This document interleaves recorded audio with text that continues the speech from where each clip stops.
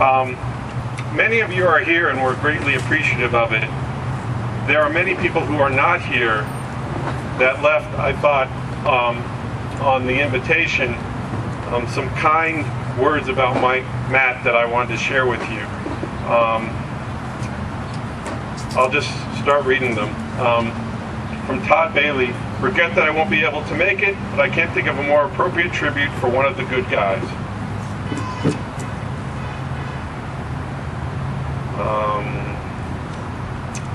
Mike Bresnahan: sadly I will not be able to make it for what surely will be a memorable day.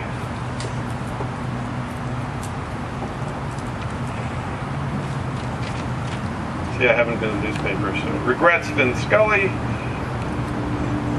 Tim McLean: thank you for the invitation. I will not be able to attend. My sympathies go out to all his friends and family. It sounds like a very nice way of remembering someone who deserves no less.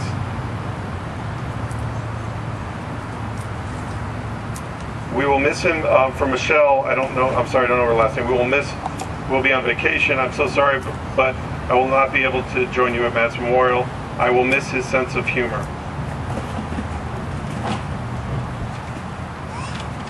I mean, there are others, and I encourage you to check back on the invitation if you think about it, and just read them. I found them very touching. The Angels communications staff was unable to make this event, but they asked me to read a statement from them. And this is from Larry Babcock, Jennifer Hoyer, Eric Kay, Nancy Masmanian, and Tim Mead. On behalf of the Angels Baseball Organization, the club's communications department would like to take this time to honor and pay tribute to Matt McHale, a wonderful writer and friend. We would like to thank you for inviting us to this special event and apologize that we are unable to attend. It is obvious to see how loved Matt is by the sheer number of people asked to present at this gathering. What a great idea and appropriate tribute for Matt. We know you all will be sharing some great stories and remembering an extraordinary person. Matt was a true newspaper man with a generous heart and spirit. His dry sense of humor always made us laugh. Matt constantly kept us on our toes and had that marvelous wry smile. Everyone knows that smile. You always knew some humorous thought was being constructed behind that smile, and we are sure he is smiling at us right now. Each of us will have a hard time meeting a nicer human being in our lifetimes. Thank you again for this memorable day in honoring one of the good guys in the business. Our thoughts and prayers are with the McHale family. Matt was a dedicated journalist and a quality person who will be truly missed. Sincerely, the Angels communications staff. And lastly, I Googled Matt and I found this interesting article in the Columbia Journalism Review, actually written by Bill Platchkey. And I'm going to pull this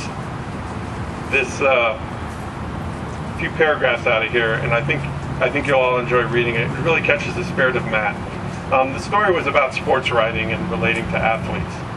But the theory is simple. The athletes are more comfortable talking to someone who looks and talks like them. That's 90% of sports reporting. Standing around the batting cages and end zones and practice courts, just talking. And Matt was great at that. The best sports reporters are people who are best at hanging out. One late September afternoon, I was sitting in the dugout with Matt McHale, an accomplished reporter with the Los Angeles Daily News. Up walked Dodger Mike Scioscia. "So Matt, where do you spend your winters?" he asked. Matt and I howled. It was a question that a player would ask another player, as they frequently only live in the team city during the season. But it was a question that meant when it came to be perceived as one of the guys.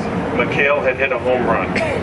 "I'll spend my winters covering high schools," Matt said with a smile.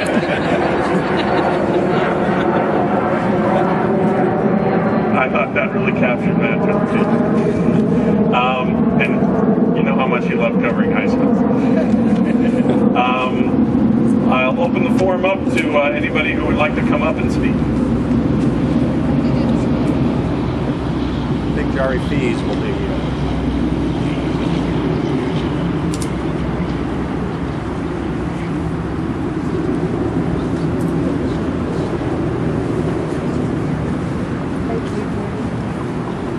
Jari fees. When I first talked to Kevin about Matt's death, I said, you know, we should do an old-fashioned Irish wake, and he said, I'm not sure how to do one. And I said, I'm not either, but I think that you all get drunk and sing Danny Boy. And so I called a friend who had actually been to a couple of wakes, and I said, how do you do this? And he said, well, a priest comes out and says a few words. So I figured that was Father Kevin. And he said, and then you all get drunk and sing Danny Boy. So I copied the lyrics to Danny Boy and brought them, but I don't know, I think there's a song that's more appropriate. You can't have a wake without music. But I think there's a song that's more appropriate. You all know it. We don't need lyrics. It requires you to be on your feet for the 7th inning stretch. Up, up, up. Cue the organ. Don't leave me out here by myself, because I know you know these words. Da da da da da da. Take me out to the ball game. Take me out to the crowd. Buy me some peanuts and Cracker Jacks. I don't care if we never get back. Let me root for the home team. If they don't win, it's a shame. For it's 1, 2, 3 strikes, you're out at the old ball game. Da, da, da, da. All boys. Me out to the ball game. Get ready, girls. Me out to the crowd. Here we go. Buy me some peanuts and Cracker Jacks. I don't care if we daily news people. Let me root for the home team. If they don't win, it's a shame, everybody, 'cause it's 1, 2, 3 strikes, you're out at the old ball game. All right.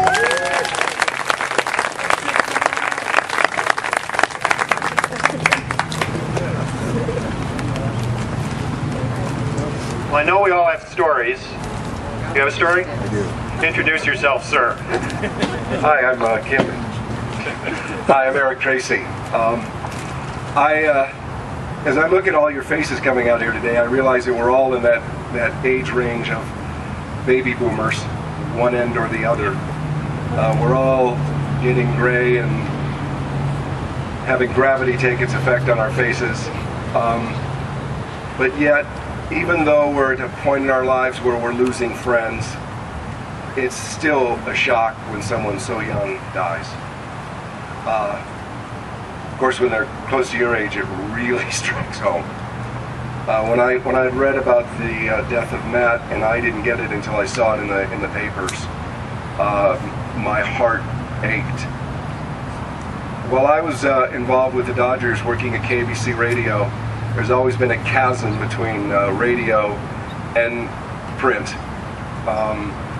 Some of that chasm is never crossed. Some, there were guys who, were friendly to you until, just like athletes, they got into their own packs. And then there were guys who just, if they liked you, and if they didn't, they didn't. And I had such a tremendous respect for all of you in the print media, because I willingly and openly and publicly admitted that you did all the work, and most of us in the other electronic media got a lot of the glory. And guys like Matt, and Kevin, and the late TJ were those that made me feel like I belonged, even though I was the enemy. In fact, we've learned in sports that the only way to tell really if anybody likes you is to give you a nickname. And between TJ and Matt, I became Foof. And